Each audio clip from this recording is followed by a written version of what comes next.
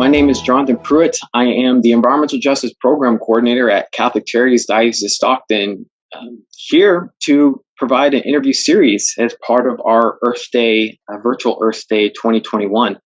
And here I'm standing with one of my good friends, Father John Grace from Immaculate Conception, Virginia. Please introduce yourself. Thanks, Jonathan. Father John here. I am pastor at Immaculate Conception Parish in Hampton, Virginia. We're located where Norfolk and Portsmouth and Newport News, where the Chesapeake and the Atlantic and Five Rivers come together in the Hampton Roads area in southeast Virginia. I've been pastor here now a little less than 3 years. It'll be 3 years this July. Oh, that's great. And it seems like I've already known you for over 3 years, really. But I'm glad you're a part of this, and I'm glad you're doing very good work. And I wanted to follow up with the question on, because of Earth Day, Earth Day 2021. Well, we started with virtual Earth Days last year. I know a lot of people across the country, across the world, did their virtual Earth Days through Zooms and other sorts of virtual meetings, virtual conferences. Do you believe this year the emphasis on Earth Day is going to be a little bit different than last year? I hope so. It's hard for me to gauge that in terms of in the church world itself. I was around for the very first Earth Day when I was in college, so these Earth Days are great reminders, sort of like what Lent is to Catholics, as far as the time of self-reflection and change. That the Earth Day movement is really about awareness. And taking a point where you stop and pay attention to a larger world that in our busy lives we're distracted by. So I love Earth Day because it's like Christmas, it's Easter, it's a day that calls the question to a bigger value that's really important to us. It's hard for me to judge, like I said, the impact of this Earth Day versus last year's. But that said, being a Catholic priest, I'm certainly aware of a movement that has been growing in the Catholic Church from the very beginning in January 1st, 1990, when John Paul II, Saint John Paul II, multiple times called concern for the environment as a moral issue, called it a moral issue. Pope Benedict, 2008, as the solar panels put on in the Vatican, and basically talks about the importance of moral imperative to pay attention to the relationships, the balance, the ecological systems that have to be preserved and safeguarded. Again, calling concern for God's creation, our common home, as a moral issue. And then Pope Francis and Laudato Si, but even recently Fratelli Tutti, where Pope Francis brings it home, it really very clearly that it's not a matter of like my concern for a tree or a whale. It's really about the overall interconnectivity of life. And he calls care for creation, or another word, care for our common home. We all share this space, which means if I share something, I'm obligated to be responsible to safeguard the space for others as well. I think in general, hopefully it's a little bit stronger this year because we also clearly see we've got some tensions within our own world, our own culture, and our own society. And that tension between freedom, I want to do my own thing, versus a sense of responsibility I have to safeguard the well-being of others. There's a lot of victimhood. I want my things the way I want my things, and no one should get in my way, versus what is the common good of all of us and the call to sacrifice. I'm not going to consume as much. I'm going to limit some of my own activity for the sake of a greater good. It's sort of lost in the shuffle a lot. And quite frankly, people don't want to be reminded of that. So I think these values, no matter what, should be surfacing more and more because we're starting to see the consequences of them. I was just reading something about California. You all are beginning what they're calling a possible mega drought. You had one before, and then you had a couple good years of snowpack, and now that's gone. We've got the ocean rising here in Hampton Roads that literally is affecting the Navy. And it's certainly affecting many homes that are starting to be built up in our cities on the coast. So wherever you go, the consequences are of climate change, for example, or neglect of a larger picture are clearly being seen. Yeah, and unfortunately, that's something that we're at California. We just, Mhm.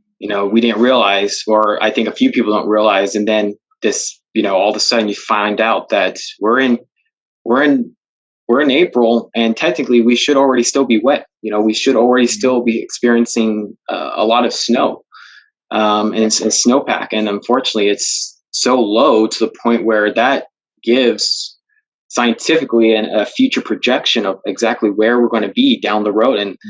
And that's the thing with the Central Valley, is that the Central Valley is heavily needed for the water. But then you also got the people. You got to also then start to realize that people that have to share the Central Valley water that goes into the San Diego, Right, this right. Southern California, and so we have to be very conservative on making sure that we can withstand giving people the enough water that they need across this year, and hoping we can reach for next year. Right. And I'm really hoping that we start to,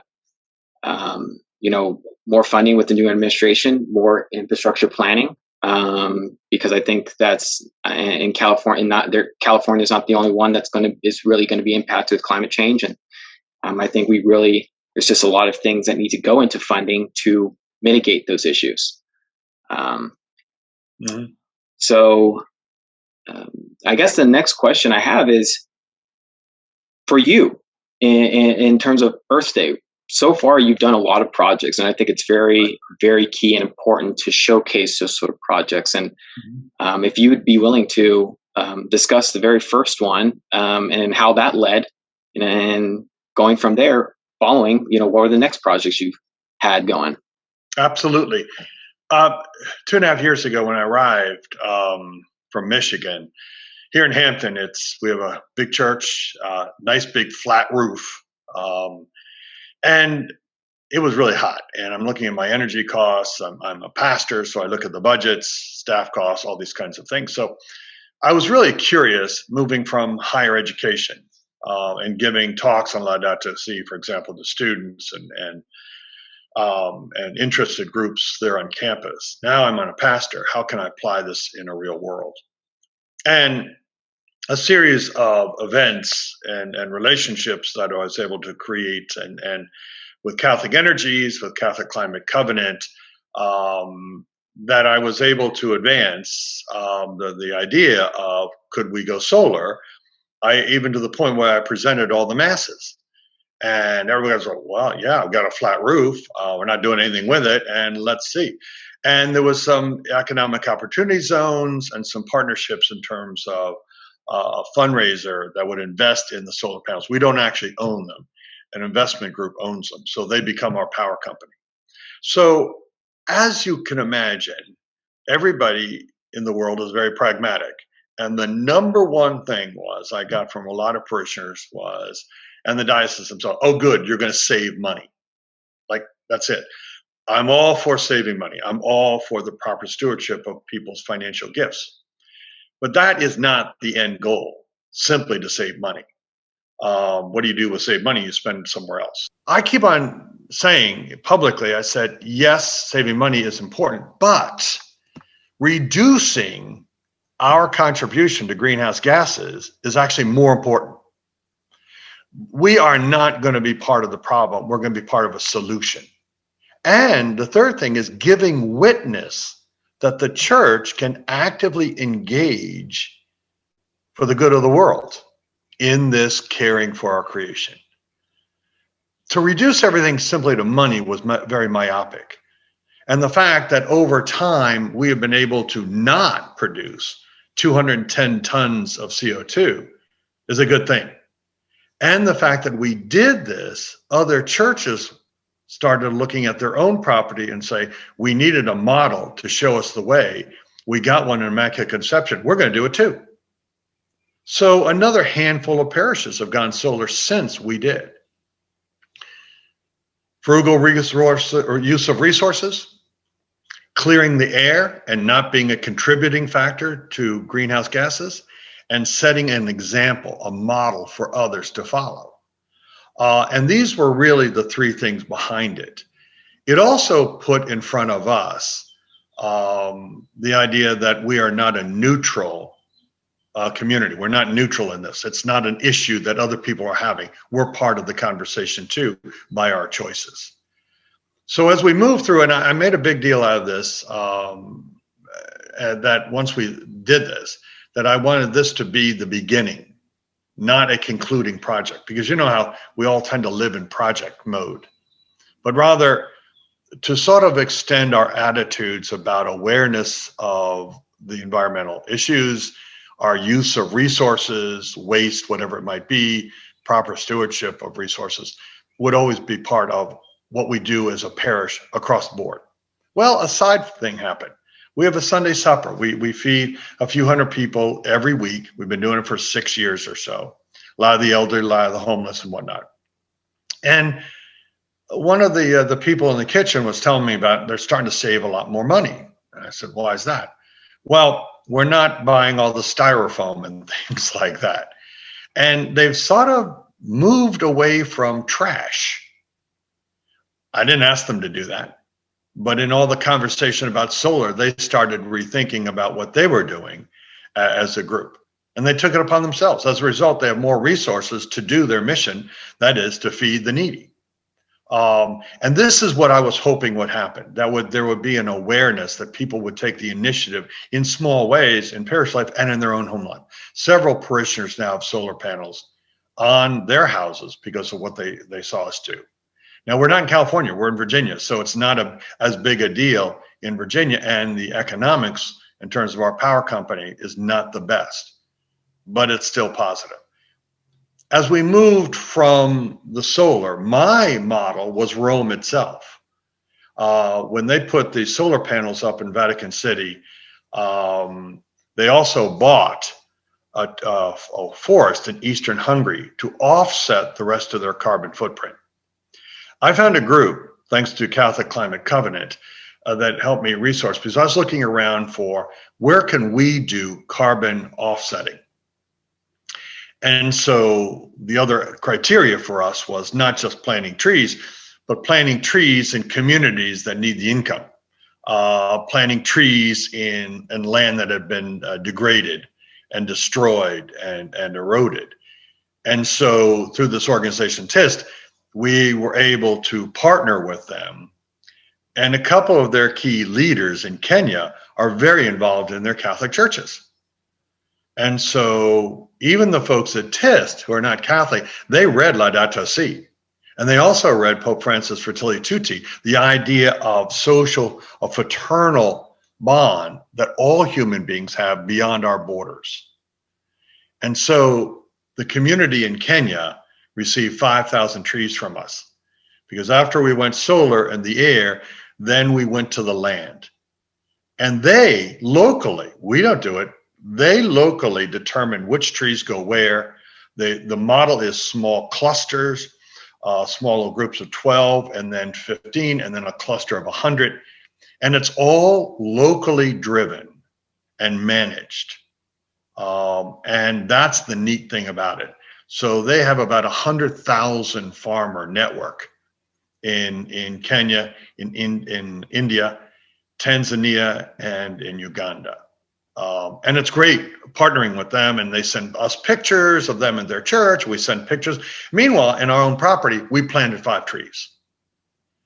Again, people really enjoyed it. Now that was last fall, and now people are out there watching them bloom and go like, wow. But our trees on our own property remind us of the trees in Kenya. Plus the fact for us here in Virginia, right down the street is a big plaque of where the first African slaves were brought to British colonies in North America. And so the connection with Africa, a continent that produces only 4% of the global greenhouse gases, yet 65% of the population has been adversely affected by climate change. My argument to a couple of people in the parish, like, well, why are we doing that? I said, you're really kidding me? Don't you think it's not a bad thing to now give to Africa after 400 years of taking from Africa? And that wasn't a big issue, but it highlighted a larger universal question here too. Now, our third, as Catholics like a 3-year cycle. So as you say, it was the air, the solar, the trees, the land, and now we're going to water. And again, we're working with a group. We just had a recent meeting, and it looks like we're going to move in this direction of filters that filters out water, the biological elements, toxins in water that make water safe for humans to drink. And we're working with a group out of Louisville, and ultimately we're still in the planning stages, and we're going to launch this probably next month. And that is buying filters for families. The community we're going to support is the Navajo Nation in the western part of the country. And so that will be done again on the local scale. They work with mothers with children, because they found mothers are actually the best people to allocate resources to people in need. And they found that out in Honduras and in Haiti. The other challenge in the Navajo Nation is that it's a big tract of land and people live far from each other. So you have a family and their neighbor is 40 miles away. So it's just unreal to any of us on the East Coast.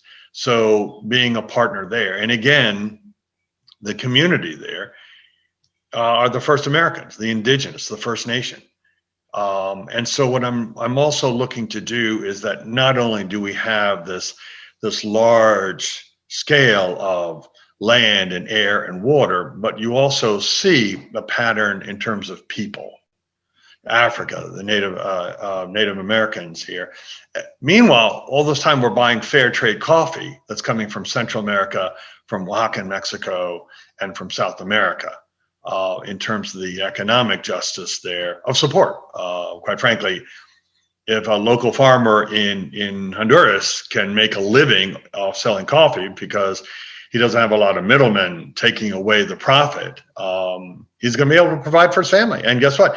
He's not going to need to try and get into Texas. And so the justice, the economic justice and stability of community, again, it's a side. None of these things are straight on, but they're referencing other things. And I'm trying to create like a network of things. We're a small parish. We're only about 500. We're barely 500 families. So there's not big bucks coming from us. But the way we model things in a holistic way is probably our biggest value at this point. I feel like you deserve a documentary, Father John Grace. I feel like it will take really to illustrate from start to finish, or like not from finish, but from start to what you've done so far, to give people a clear depiction of, the work that you've done on the ground, the connections you'd be able to build, and then and how that work has actually come to fruition on, you really illustrating, as it's said from Laudato Si and from the church and before and post before, they talk about how, caring for God's creations is important, and you laying it down in levels, starting from the sun, then going down to the land, you doing the air and the land, and now you're leading to the water. I think that's a great sort of, it's refreshing, but it's also very good for people to really see that it's when people are worried about what sort of projects they can be involved in, or churches, what sort of projects they can be involved in. Start small by not trying to do all at once. Try to start small in certain levels. Right. Let me add something to Jonathan. You're absolutely right, but part of our challenge here is that all human beings are like this, and church life is like this too. We tend to compare ourselves. Sure. And you've been around different communities. It's like our parish is this. We're so small, we can't do anything. We're not like the other parish, which is big and they can do everything. Human beings do that too, and we're overwhelmed by so many things that are going wrong. This year of COVID is really year plus of COVID has really brought that home. Being overwhelmed by everything, and so we get frustrated. I think it's really important for us to understand in our small gestures a movement outside of ourselves for a greater good, and to reinforce what the value is behind that. And I think that's where it gets good. For example, I've got a lot of elderly parishioners here. We're disproportionately older, a lot of retirees here. Right? So a lot of times I'm saying, okay, we can't do things like we did before COVID. But the building itself, even if we can't do anything, is still doing good. The trees we planted still are doing good, even though we can't meet and do anything anymore. The water filters we provide are still doing good. In other words, there's still goodness coming out of this parish, even though I'm stuck in my apartment and I can't get out. In scripture, let the stones themselves speak. And I think that's another important piece that COVID has really gotten me thinking about that a lot. We're highly productive as Americans. We want to get things done and do it and own the show kind of thing. But this whole idea about setting things in motion and then letting them go, I think actually is more important. But it's also harder to do as far as getting people on board with it. Well said. Definitely well said. Oh, what do you plan to do for this Earth Day this year? This Earth Day will be probably our launch of the water. We're pretty close to it, sort of lining it up now. And as far as we post websites and things like that, and getting people more on board with this. Now, it's interesting that I met with some of the high school kids yesterday, and a couple of them, and it's really hard as far as we're not a big parish, so I don't have a large youth population at all. And you need critical mass to get students to really be involved. They like to be in a group. We don't have that. However, one of the students he's really into the hydro farming, or I don't know what the technical term was, but he's really passionate about it. And so I asked him about it, and he said, well, we're talking about water here at church now. So I'm intrigued by a possibility of getting some of the younger people involved in terms of what their pet projects might be, and if we could showcase them somehow here at the church. And I think that might be a lot of fun to experiment. So that's something else I'm looking for.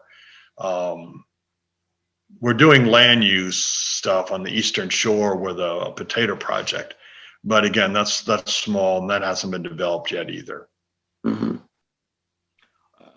What are some, I guess, future ideas after the water that you've thought of?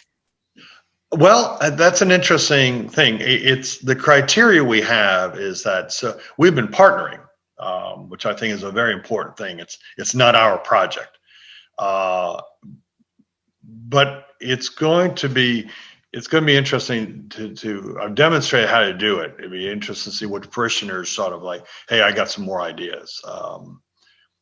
But I don't know. I don't have after the water, because this summer and into the fall, usually we introduce something in the spring, right after Easter, because our Lenten appeal, and then we have this back and forth of general conversations during the course of the summer, and then the big official launch is in the fall. So that gives people enough time to sort of chew on it, to contemplate it. Enough of this has been said at Mass. People are starting to talk about it. And that's where the enthusiasm. You want to avoid, okay, here's our project. We're going to do it. Boom, let's go. You want things to sink in a little bit, to talk about it. So I'll put a video out about the water thing like I did with the tree thing. And then pretty soon, actually, probably the end of this month, and therefore introducing the idea, and people will ponder it and It generates its own energy around that. Yeah.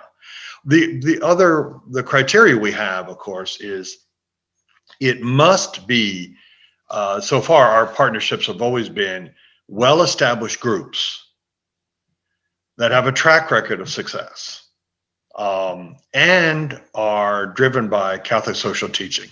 They don't have to be a Catholic organization, but they're really good in terms of empowering local people at the scene who will draw all the benefit of whatever this project might be. So that's sort of what we look for.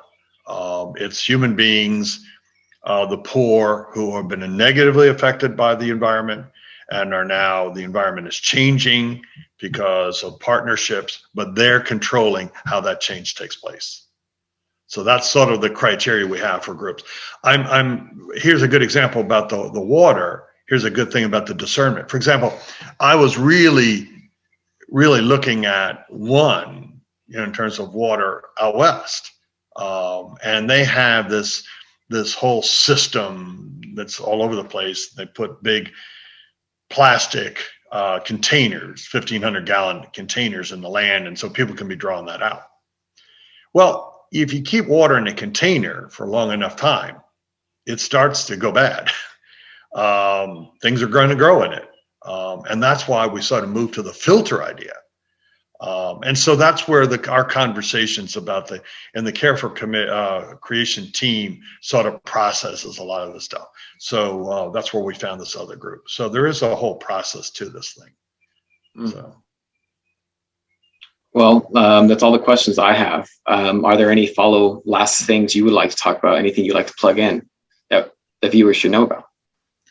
Well, my concern in the church in general has been, and rightfully so, maintaining things and the spiritual life of the church is absolutely, it's Jesus. I mean, but I'm always been concerned about the devaluing or making outreach or justice or the environment an adjunct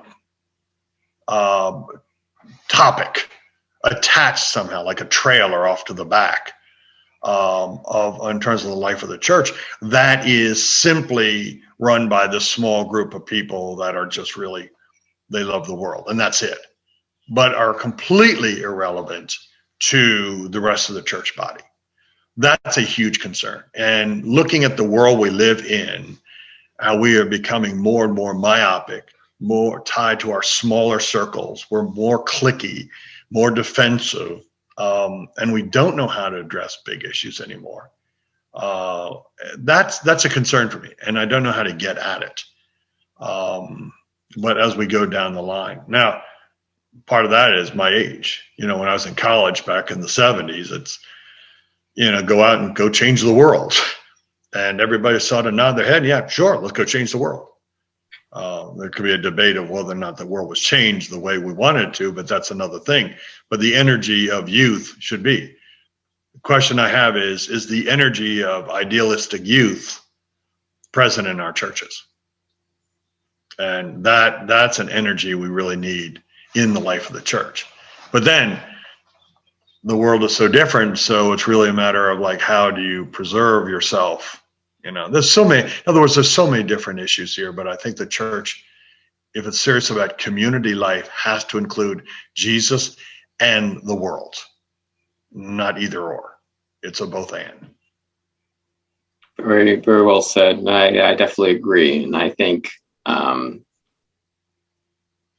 having to listen and hear from priests like you across the country, not in just sort of areas here and there in the state of California, but across the country that really have that sort of same sort of mission and that same sort of idea that, there shouldn't be a separation between, caring for God's creation when it should be all across the board. This is something that, Jesus taught. This is something that we are called to do. And, I'm really hoping to really see that. And I'm just one person, but it happening to, share, certain stories to other young adults, youth and young adults, this sort of thing, that this is something that we have to, for me and people that are younger generations and under me, that we're going to be the ones that have to change the world. We're going to be the ones that are going to be impacted on what's unfortunately been produced years before us. And so it's going to be up to us. We're going to be the ones that are going to be impacted the most, and we're going to have to be the ones that are going to have to change. And I think it's going to take everyone, from all religious backgrounds, everyone to really call the movement on preserving, the earth, taking care of the earth and doing our part to take care of it. And I know there are religions that have that in their sort of scripture, the Quran, or even the teachings of Buddha, the communities of the Sikhs. They have sort of components similar to what Jesus taught, that talks about caring for the earth, caring for Mother Earth. And that's the things that we learn from the indigenous peoples in their teachings, that we are on the land of Mother Earth. Mm-hmm. And it's important and it's crucial that we think of the earth as mother. And if we do that, I think people are going to switch their mindset to be more respectful on things. Yeah, there's a lot of challenges out there as far as the attitudes, and it really is somebody like you and your generation who's working in the church at the very beginning. The challenge is going to be, how do you persevere on this? Mm-hmm. I would also put part of the responsibility is on us, the boomers. It is our moral responsibility to be part of the change too. Just because I'm not going to live in the chaos of it all the more reason I apply myself as fully as I can.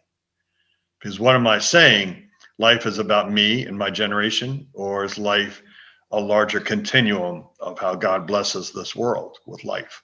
And I've got to be morally responsible. I can't baptize a baby in clean water baptism and then say to that child, daughter, good luck with you, and then leave the scene. I can't. I think that's a great way to end it, and to give people more perspective on why it's important for the church to try to connect Earth Day to everyday life, to really connect preserving the earth as Catholics. And I'm very privileged and honored to be able to hear from Father John Grace, who is doing that work so far and is highlighted across lots of areas. Lots of papers have highlighted you, lots of news articles have highlighted you. But I'm hoping that there comes times where we'll see that across the country on other priests. Absolutely. So I want to thank you for being here. Thank you for joining me. And I will plug in all your information, all the information of your church, your website, your guys' social medias. You guys have a very strong social media presence on your Facebook. And so I'll plug those things in. And I want to thank everyone who tuned in to watch this interview video series for Earth Day 2021. And thank you so much. And we'll see you soon in the next one. Goodbye, everyone. Thanks, Jonathan.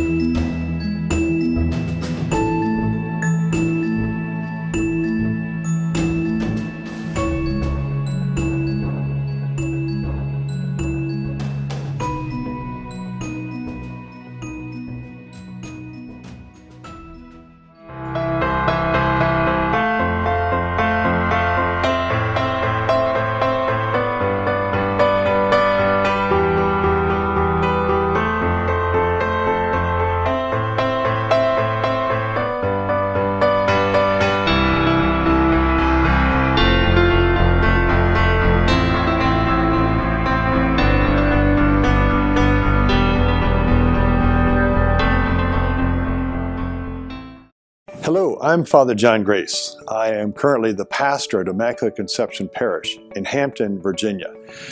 And I want to talk to you today about Catholic energies. 11 months ago, I was named pastor, and I began my ministry at Immaculate Conception. And like a lot of pastors, you immediately are looking at a new place in terms of assessing not only the community itself and the people and the staff, but also, in this case, the building. We have an old building, a lot of deferred maintenance, and a lot of issues that needed to be addressed in terms of repair. But another concern I had was our energy use and the cost of heating and air conditioning, as well as refurbishing our HVAC systems. So in the course of looking around for resources that would give me some insights about taking care of our energy needs and becoming more efficient, I met up with some folks at Catholic Climate Covenant who put me onto Catholic Energies. I called Catholic Energies, and they were extremely helpful. Catholic Energies offers two things that most of us in a parish do not have. One is expertise, and two is funding. We did not have the funds, and I certainly did not have the expertise in terms of assessing which is the best way to proceed. With Catholic Energies, we began an assessment about what we could do on our property. I'm in Hampton, Virginia, and I happen to be located in an economic opportunity zone, which means there are tax credits for using solar. We also have a flat roof. And so I inquired about the possibility of going towards solar energy and using that instead of our fossil fuel. And it turns out, along the way, we got a lot of green lights. Sure, we kept on researching. The Finance Council was involved, the Parish Pastoral Council was involved, and more as we went down the research line, we found that turning our parish into a solar parish would indeed be possible.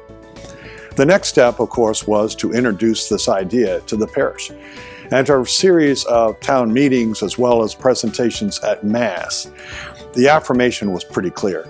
At every Mass, people applauded the idea that we could in fact rely on renewable solar energy instead of what we're getting from the power company, fossil fuel. Through these meetings, more and more people got to understand what was going on and how it worked in our relationship with our local power company. We had done our homework and our research, and there was buy-in by the parishioners who were very enthusiastic, and therefore we brought it to the diocese. Through the legal and the financial channels of the diocese, all were approved, and we proceeded along, and investors were finally secured. The investors, of course, will buy the panels and maintain them.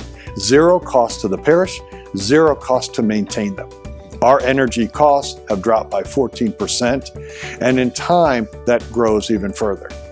The most important aspect of our project was we are actively caring for God's creation by not being a carbon user.